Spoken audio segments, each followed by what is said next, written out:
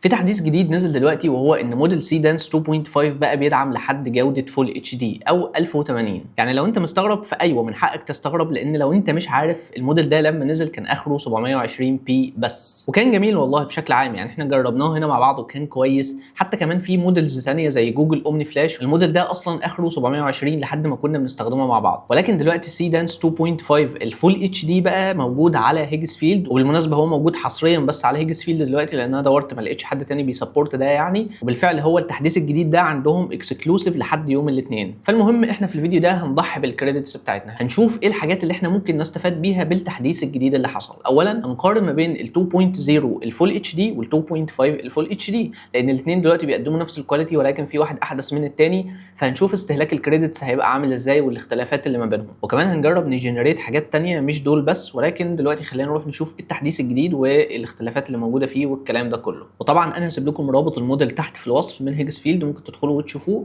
وبس كده، وخلينا نروح على اللابتوب نشوف الدنيا ماشيه ازاي. طيب زي ما انتم شايفين ده كده هيجزفيلد، ولو جينا هنا عند فيديو ونزلنا تحت عند سيدانس 2.5 هنلاقي ان هو اول واحد ده. فتعالوا نضغط عليه هيفتح لنا الصفحه بتاعتنا اللي هي الصفحه دي الجنريشنز بتاعت الفيديو اللي فات. لو ما كنتش تشوفوا طبعا يبقى روح شوفوا. ولكن خلينا دلوقتي نبدا نشوف الحاجات اللي احنا هنعملها في الفيديو ده. اول حاجه انا عايز اعملها وهي المقارنه، ان احنا نقارن ما بين السيدانس 2.5 اللي هو احدث حاجه الفول اتش دي مقارنه بال 2.0 الفول اتش دي مش ال 4K. طيب لو جينا مثلا لبرومبت زي ده، البرومبت ده انا اللي كاتبه بايدي. يعني انا بقول له create an FPV aerial shot showing the landscape and the FPV enters the sea and reveal all underwater world. وبعد كده مديله keywords زي مثلا immersive cinematic golden hour wide angle one shot forest colorful. وممكن كمان نديله واحده وهي FPV، ممكن بس ايه نحطها كده في الاول، وهنا كمان نحط نقطه وننزل سطر عشان نفصل دول عن دول. طيب دلوقتي احنا بنجرب في سيدانس 2.5، تاكد بقى ان احنا مختارين ايه 2.5 وهو دلوقتي بيسبورت ال 1080. وهنختار الابعاد بتاعتنا، انا مثلا عايزها 16 ل 9 اللي هي ابعاد اليوتيوب، والمده بتاعتها مثلا ممكن تبقى 12 ثانيه. والكواليتي بتاعتنا على فول اتش دي، في الاول كانت 720 بس انما دلوقتي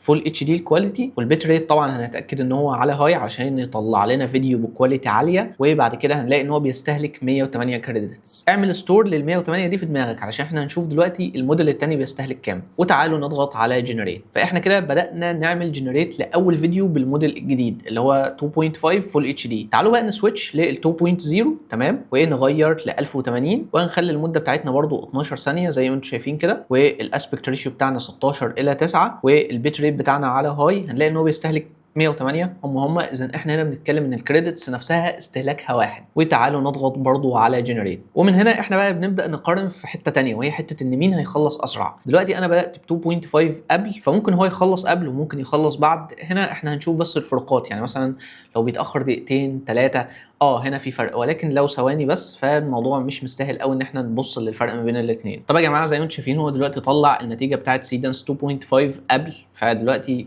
احنا بنقول ان ده اسرع، ولكن هنستنى اهو مع بعض طلعش حاجه اذا ده ابطا. ولكن انا اتوقع ان الاثنين هيكونوا قريبين قوي من بعض، يعني ليه هنستنى ونشوف. طب يا جماعه الاثنين دلوقتي خلصوا، وخلينا نشوف النتيجه الاولى بتاعت سيدانس 2 العادي يعني اللي هو فيه منه 4K. خلينا نشوف. اوكي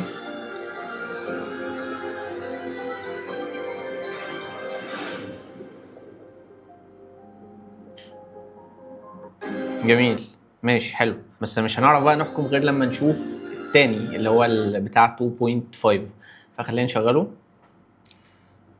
اوكي هو النتيجه هنا انا حاسس ان هي حقيقيه اكتر، يعني انا حاسس ان دي من نتيجه من فيلم تمام، لان في هيليشن كده في الصوره، مش عارف هتفهموني ولا لا يعني، بس الصوره دي حاسسها سينمائيه اكتر.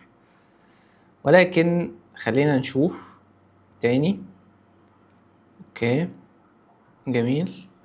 وبعد كده نزلنا تحت بالمنظر ده زي ما انتم شايفين. فالاثنين قريبين قوي من بعض تمام، ولكن هنا ممكن ندي سنه يعني احقيه اكتر لان الصوره هنا حقيقيه. وده كمان كنا اكتشفناه في حاجه هنعمل لها جنريت كمان شويه، هنرجع تاني نعمل لها جنريت من جديد. بس فعلا هنا النتيجه ممكن تبان شويه ان هي حقيقيه، ولكن ككواليتي انا حاسس ان الاثنين قريبين من بعض.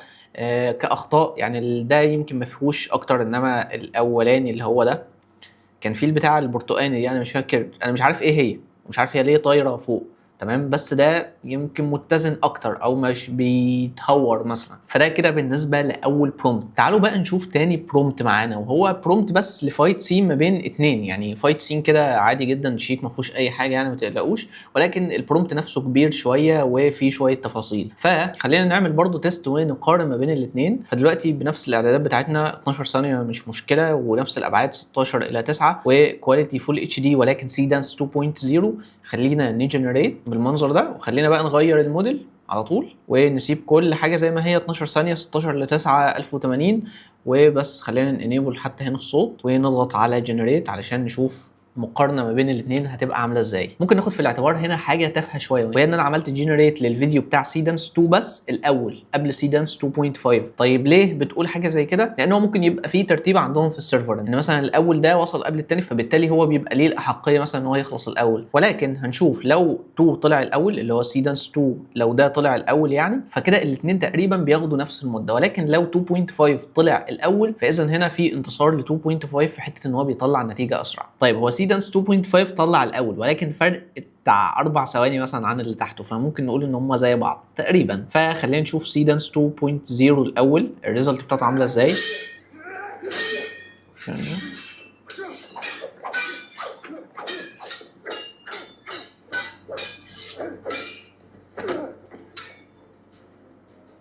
خلينا دلوقتي نشوف النتيجه الثانيه اللي هي بتاعت سيدانس 2.5. اوكي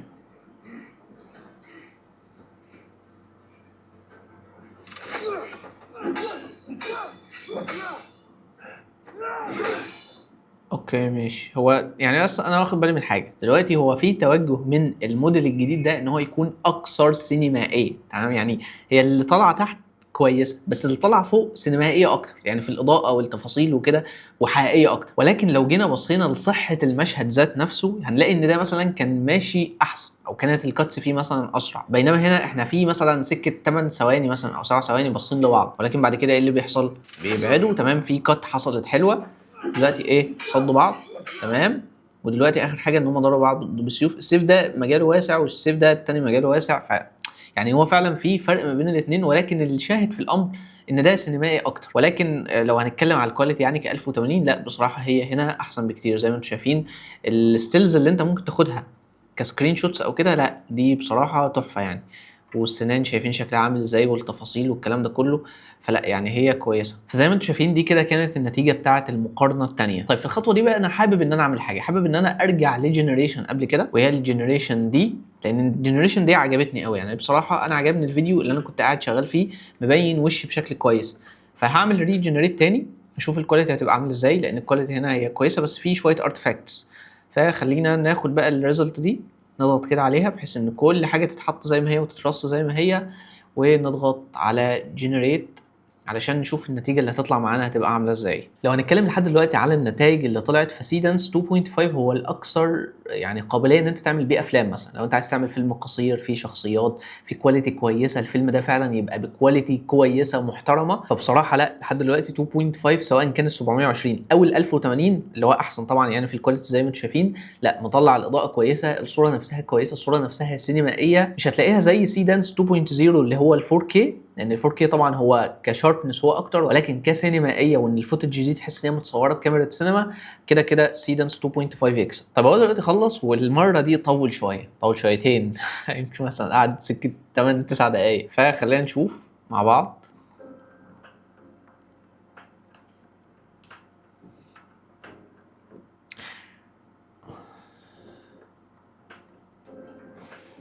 يعني هو كويس ككواليتي بس حاسس الملامح شويه مختلفه. تمام، هي اكيد احسن من الحاجات اللي احنا كنا بنطلعها يعني قبل كده، وهو انا كمان في حاجات انا مش فاهم ايه هي بالظبط، ولكن ككواليتي لا هي احسن بكتير يعني من ال 720. بس ال 720 بصراحه كان مديني ملامحي مظبوطه اكتر، لان هو كان عاجبني يعني ساعتها. وبس كده، دي كانت كل حاجه بالنسبه لفيديو النهارده. ان شاء الله هجربه معاكم تاني، ممكن في فيديو مثلا ينزل بكره ونجرب نستخدمه بقى مع حاجه تانية غير كلود، بس ان شاء الله نجربه تاني مع بعض يعني. وبس يعني هو دلوقتي متاح كده كده زي ما قلت لحد يوم الاثنين في هيجز فيلد، بس هم عاملينه كده بشكل حصري. فدلوقتي دلوقتي لو مشترك هتدخل هتلاقي الاكسس بتاعك موجود على الكواليتي اللي هي ال 1080. وبس كده، دي كانت كل حاجه بالنسبه لفيديو النهارده. اخيرا لو الفيديو عجبك فما تنساش تعمل لايك وما تنساش تشترك في القناه لو انت مش مشترك، ولو عندك استفسار طبعا ممكن تكتبه تحت في كومنت وان شاء الله هجاوب عليك. وشكرا جدا ليكم، وان شاء الله اشوفكم في الفيديو اللي جاي. سلام.